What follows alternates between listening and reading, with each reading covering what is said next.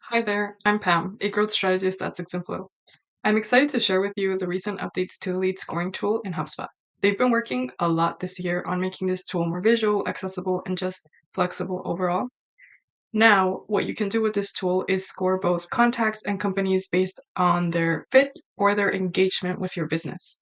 That means you can understand which leads are worth focusing on by your marketing and sales team. Now, let's go ahead and look in HubSpot how this tool is going to work with the new updates. This update currently sits as a public beta available for Marketing Pro and Enterprise users. Once you opt in, you can locate lead scoring under the marketing section in the navigation menu, as you can see on screen. And to start creating a score, you would just need to select this orange button in the top right corner. Once you do, you will be taken to this view where you have four main options to select from. So you can either create a contact engagement score, a contact fit score, company engagement score, or a company fit score. Let's talk a little bit more about what those options would look like once you. So first, you need to decide if you want to score your contacts or your companies. Once you've decided on that part, you would need to go ahead and choose which criteria you want to set. Whether you want to focus on their engagement, which can come from their behavior and interactions with your assets and what you are doing actively to engage with leads, or based on their fit, which basically would go ahead and help you align with any of those key properties, demographic information that you have, or also criteria that you have set specifically for your ICPs. In this case, the example that I'm creating will be based on a contact fit score.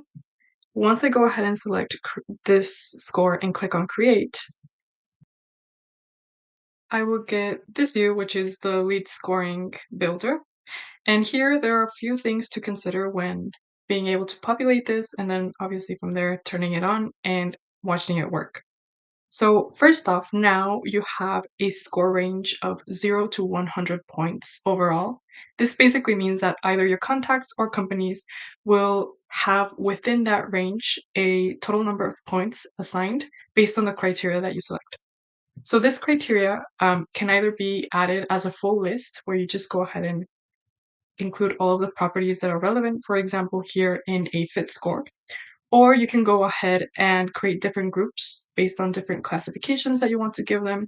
And each of those groups can have a certain amount of maximum points, considering, of course, that overall you would select 100. So you could have one of 20, one of 40, and then the rest put to your final group. For example, you could create two groups of 50-50, something like that.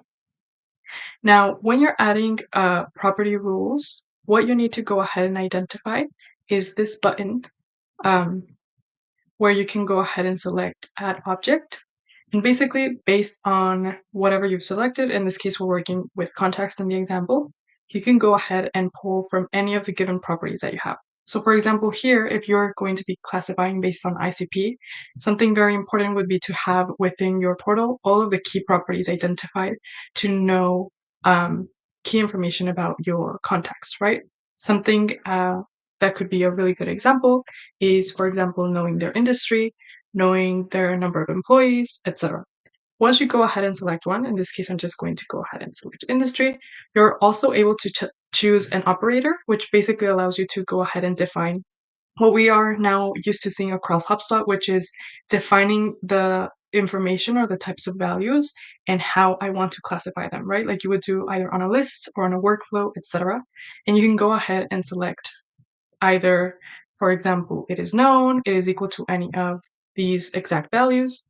And then based on whatever property that you are selecting, you can actually also specify the specific number of points you want to give to each of the properties that you're adding. Of course, considering those limits overall. Once you're happy with all of the scoring groups and criteria that you've added, a couple of other things to consider are that you're able to either apply your scores to all of the contacts or companies in your database. You do have the possibility also to exclude up to 5 lists. So those would be like your exclusion lists. Or you can even select specific contacts or companies for this score to apply to versus overall. This would allow you to go ahead and create different types of scores depending on how it is that you classify, for example, your ICPs, your buyer personas, based on your different services and offerings as well.